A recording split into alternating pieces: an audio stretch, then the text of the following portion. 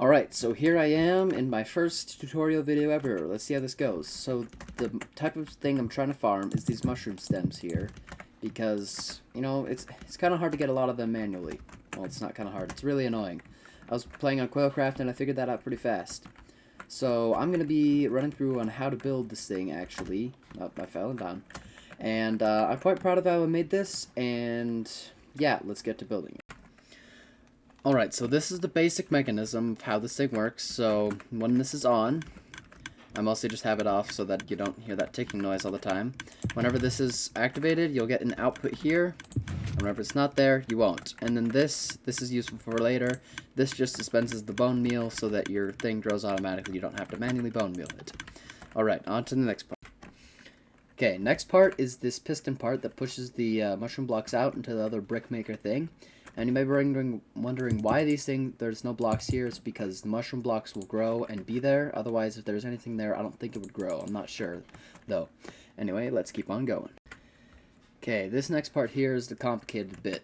So, that runs up, that input right there for those, runs up into two monostable circuits. One goes into this part of it, and the other goes here. So, this is just a double piston extender, and then that pulls the blocks up so that it gets 3 out of the way instead of just 2. So these have to be timed right, so you get 2 blocks out from here, redstone dust on both of them, let's see, and then, or 4-tick repeater going out from this block here, 4 ticks, and then you put all the redstone on here, right? Yes. And then you set these all to 2 or 3 ticks. Which one is it? It is 2 ticks. And then you put note blocks on all of those. And then you put sticky pistons underneath. And then those sticky pistons should be attached to regular pistons. You stick an observer here, observer there, observer there. And then some target blocks on top of those, so they don't bud power, so they power the pistons, then pistons right there. This is the most important part of the circuit. And then this other side over here, so this monostable circuit runs into a dust, let me show you here, this obsidian's in the way. No, a 4-tick repeater there, and this is what powers that. So you get this block here, 4-tick repeater, and then that goes there, and then these pistons right here, so it goes like this, these pistons right, wait, no, that's not right, no, it is right, it goes like that, and then the redstone dust runs on top of this, so whenever this gets powered, it'll pull these up and that'll push it that way. Alright, take a break to think about it if you need to. Okay, next thing there is here is the smart pistons here. So this one, it just pushes out here, and then it'll push all those, and once it reaches all the way out here, it'll push all these blocks this way, so you can get a 12 by 1, 2, 3, 4, 5, 6, 7, 8, 9, 10? Is it 10? No, it's 9. A 12 by 9 by 4 cube. I was going to do that in my head, but not right now. Okay, let's get on to the TNT exploding part.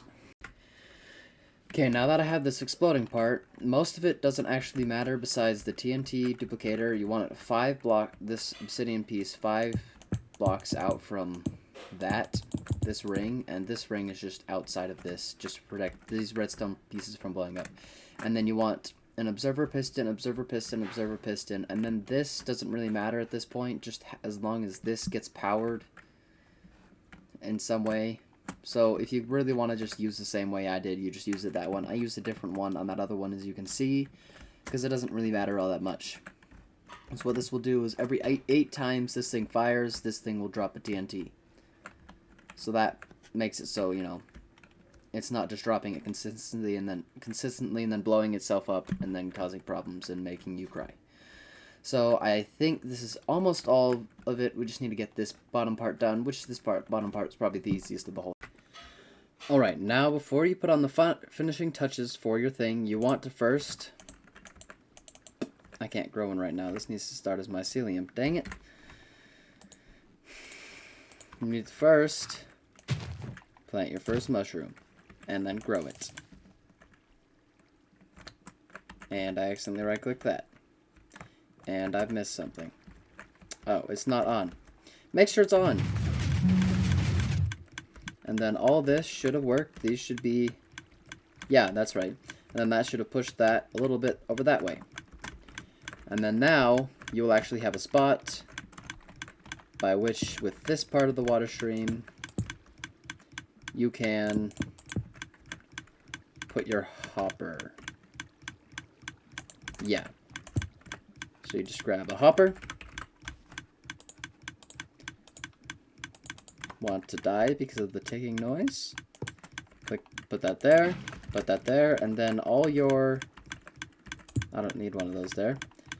All of your things that get blown up over here should just go straight down here, up through there, into the thing, and then they should be spat out through this thing. So that you keep getting your funds back. Alright. Now time to do a bit of a tester with everything, and I guess I need to get all the stuff back. Alright, and this thing, I believe, can handle full speed. I've done it before and it hasn't broken. But, let's go. So just stick that in there. Put all the bone meal in, and let it run. Just hold right click at this corner. Let the game be really slow. Jeez, come on.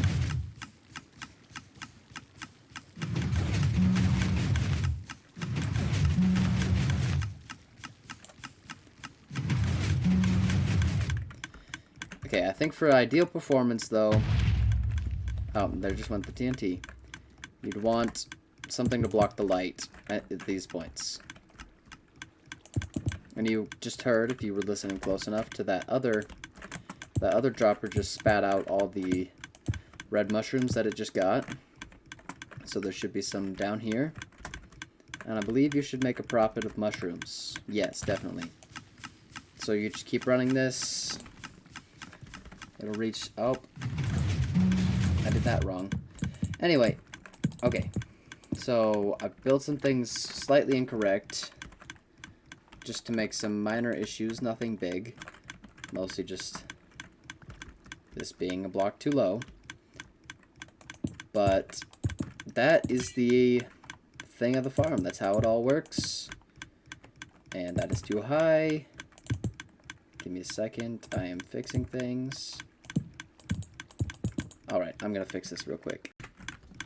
Alright, now that this is fixed, and now that I'm going insane from this dropper noise, let's give it a full tester. Let's just hold right click for a little bit.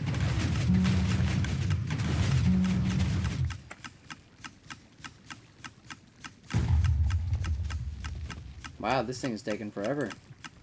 Oops.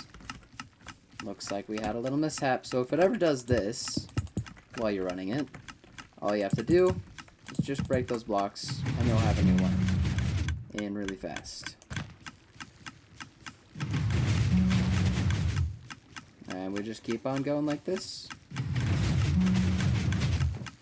And the reason that it's breaking is because it's too bright. So if you really wanted to fix it, you could make a shell where it's darker in this spot than the rest of it. But it does work well. There is that slight mishap when this happens. You just gotta...